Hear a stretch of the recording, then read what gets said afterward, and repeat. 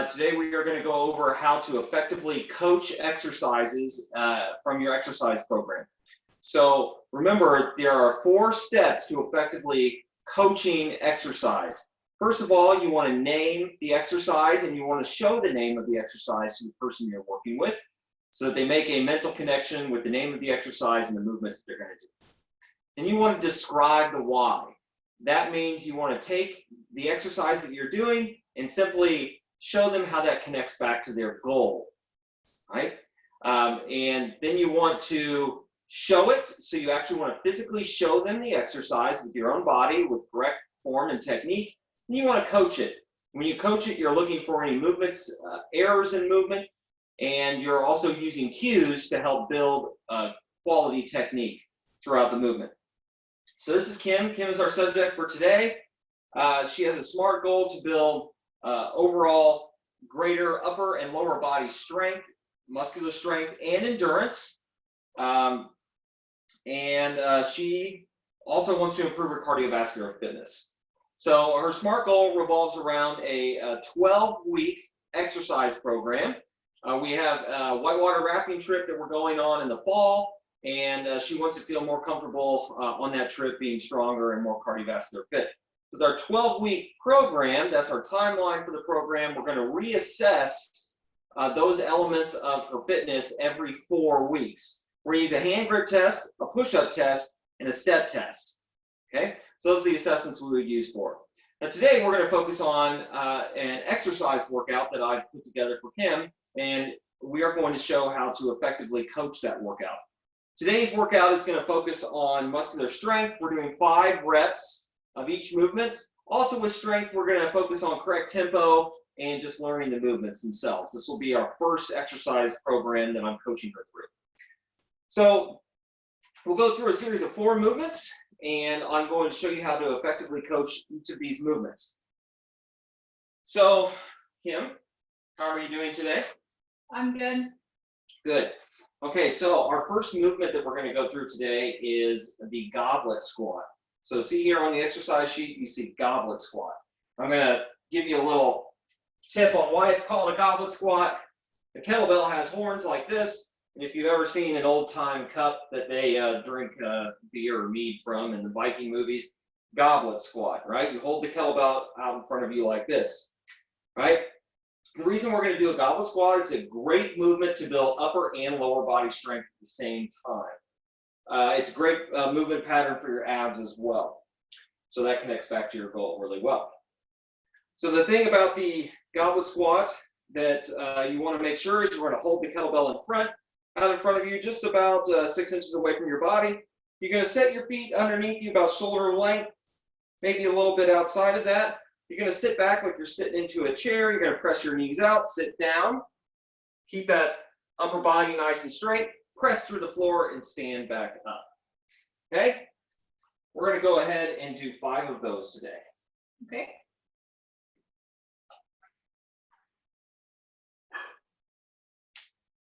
Good. Great work. Keep that kettlebell out in front of you.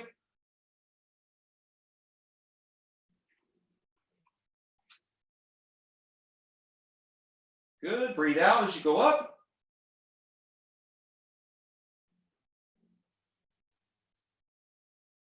Good. Okay, those are great. You were keeping your knees out the entire time. Your upper body was nice and straight.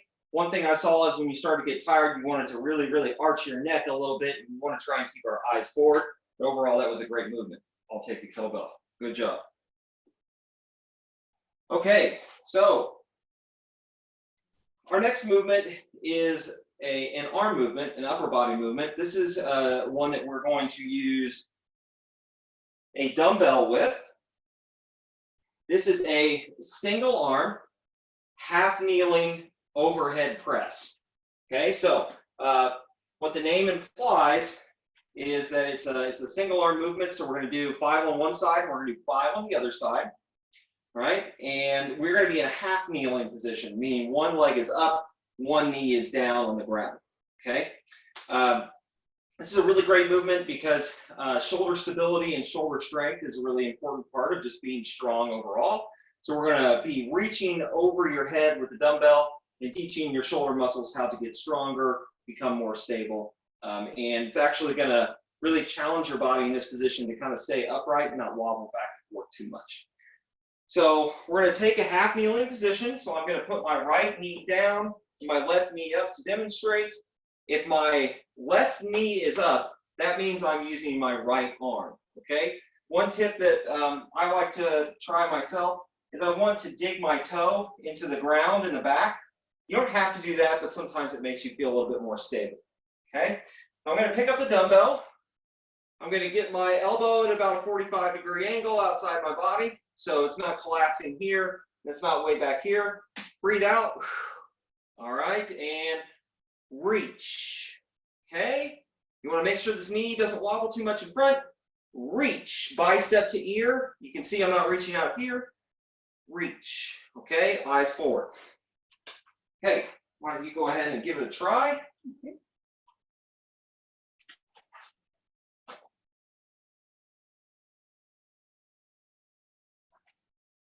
Okay, we're going to do 5 of these. Good, reach. Good.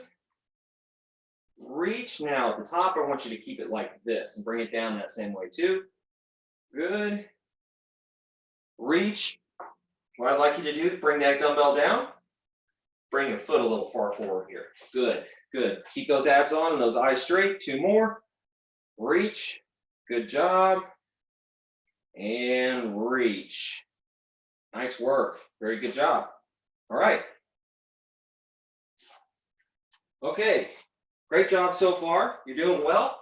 Our next movement is a kettlebell deadlift. Okay. So deadlift pattern is different than a squat pattern. Okay. Squatting lets your knees go out and lets you sit into a hole or into a chair. When we're doing a deadlift or a hinge pattern, we're actually looking for the knees to stay pretty much over the shoestrings and for our hips to do more of the work. So our hips are going to sit back.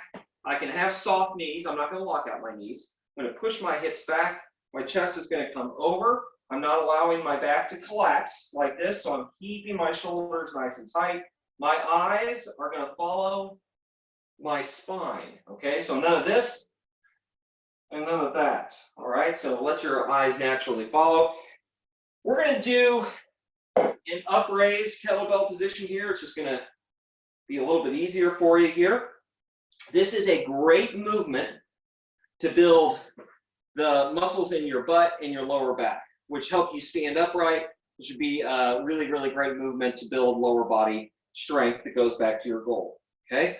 So you're just going to push your hips back. Let your hands slide down, down, down. Keep pushing back. All right, you can let your knees bend. All right, I'm going to feel for the kettlebell. When I feel it, I'm going to wrap my hands around. I'm going to drive my hips or my belly button forward, stand up, reverse the motion. Okay. Now, if we're doing it correctly, we should feel a nice big pull on the back of our hamstrings or on the back of our legs, okay? You have any questions on that movement? No, I don't think so. Okay, all right, go ahead and step over the kettlebell, should be between your feet. Good, all right. Now remember, knees don't go forward on this one, your hips go back. Slide those hands down. Good, grab the kettlebell, stand up. Good. All right, put it right back between your feet. Reverse that motion. Good job. There's 2, we're going for 5. Good, now this time, instead of putting it down right there, I want you to really aim for the middle of your feet and push those hips really far back. Keep those knees soft. They don't have to be locked. That was good. Good, good. Now in this last one, dig your toes into the ground and don't let those front of your toes come up off the ground. Good. Set it back down. Nice work. That was good job. Good. Okay. So the last movement that we're going to do today is a movement that focuses on abdominal and torso control in the middle of your body. This movement is called a dead bug. All right, this movement is called a dead bug. All right, and the dead bug is not only requires you to turn your abs on and activate your abdominal muscles right in the center of your body. It actually will demand that you control how they're turned on. So we're not just sitting and we're crunching our abs, we're actually going to move other parts of our body and demand that the abs turn on in a different sequence, which is a little bit more challenging and builds a little bit more functional strength in the center of your body. It's more towards your goal. Okay, so here's what a dead bug looks like. Okay, you're going to see very quickly why it's called a dead bug. Okay, I'm going to lay on the ground. Grab my pen there. All right, I'm going to lay on the ground, and the first thing I want to do is I want to make sure my ribs and my lower back are in a good position. So I'm going to blow out 1,000 birthday candles. Okay, I felt those abs turn on. I'm going to put my low back into the ground. Okay, I don't want any space between my low back or the ground. Next thing I'm going to do is I'm going to get 2 pizza boxes. And I'm going to put them in my hands. I'm going to press them to the ceiling. All right, I can feel my abs turning on even more. Then I'm going to bring my feet up off the ground. Okay, so this is a dead bug position. We can do a lot of different things from this position. We can just do our legs. We can just do our arms. All right, we are going to do arms and legs at the same time. Opposite arm, opposite leg. Okay, so what I'm going to do now is I'm going to drop my right leg, dropping it. Okay, my left arm is going to go back, and I'm going to bring it up. And then I'm going to rotate. All the while, I'm keeping my low back into the ground and not letting my back arch. Okay, so the way it looks is 1, 1, 2, 2, 3, 3, 4, 4, 5, 5. Okay. Do you have any questions about the dead bug? I don't think so. Okay.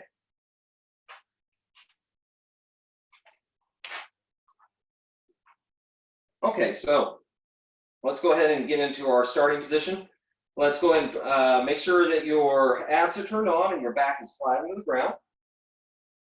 Go ahead and press those pizza boxes to the sky. Good job. You're breathing out. Good job. Okay. Go ahead and bring your feet up off the floor. Okay, knees are at a 90-degree angle. Good. Press those pizza boxes to the ceiling for me.